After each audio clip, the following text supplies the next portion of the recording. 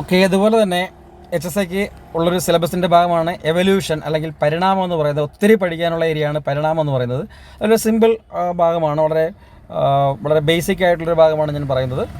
അതിൽ നമ്മുടെ മനുഷ്യനുൾപ്പെട്ട അല്ലെങ്കിൽ മനുഷ്യൻ്റെ പരിണാമത്തെക്കുറിച്ച് പഠിക്കാനുണ്ട്. അപ്പോൾ മനുഷ്യൻ്റെ പരിണാമത്തെക്കുറിച്ച് പഠിക്കുമ്പോഴത്തേക്ക് മനുഷ്യൻ ആദ്യം ഉൾപ്പെട്ട ഗ്രൂപ്പ് എന്ന് പറയുന്നത് ആന്ത്രോപോയിഡിയ എന്ന് പറയുന്ന ഗ്രൂപ്പ്. അതായത് ആന്ത്രോപോയിഡിയ എന്ന ഗ്രൂപ്പിൽ കുരങ്ങനുണ്ടായിരുന്നു, ഗിബൺ ഉണ്ടായിരുന്നു, ഒറാങ്ങുട്ടൻ ഉണ്ടായിരുന്നു, ഗൊറില്ല ഉണ്ടായിരുന്നു, ചിമ്പാൻസി ഉണ്ടായിരുന്നു, മനുഷ്യൻ.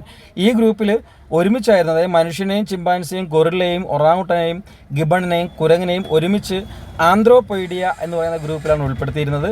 പിന്നീട് ഈ ഗ്രൂപ്പിനെ രണ്ടായിട്ട് ക്ലാസിഫൈ ചെയ്യുന്നുണ്ട്. അത് ഒന്ന് സെർക്കോപിത്തിക്കോയിഡെ എന്നും രണ്ടാമതായിട്ട് ഹോമിനോയിഡെ എന്നും പറഞ്ഞ് രണ്ട് ഗ്രൂപ്പായിട്ട് തിരിക്കുന്നുണ്ട്.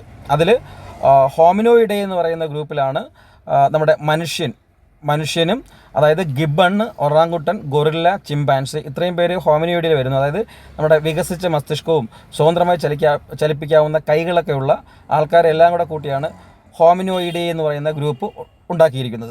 അതിലാണ് ഇപ്പോൾ മനുഷ്യൻ ഉൾപ്പെടുന്നത്. രണ്ടാമത്തെ ഗ്രൂപ്പ് എന്ന് പറയുന്നത് സെർക്കോപിത്തിക്കോയിഡെ എന്ന് പറഞ്ഞു കഴിഞ്ഞാൽ ചെറിയ മസ്തിഷ്കമായിരിക്കും, അതുപോലെ തന്നെ നീളമുള്ള വാലുള്ളവ. അതിൽ പ്രധാനമായിട്ട് നമ്മുടെ കുരങ്ങന്മാരാണ്, അതായത് നമ്മുടെ മങ്കീസൊക്കെ വരുന്ന ഗ്രൂപ്പാണ് സെർക്കോപിത്തിക്കോയിഡെ എന്ന് പറയുന്നത്. Okay, thank you.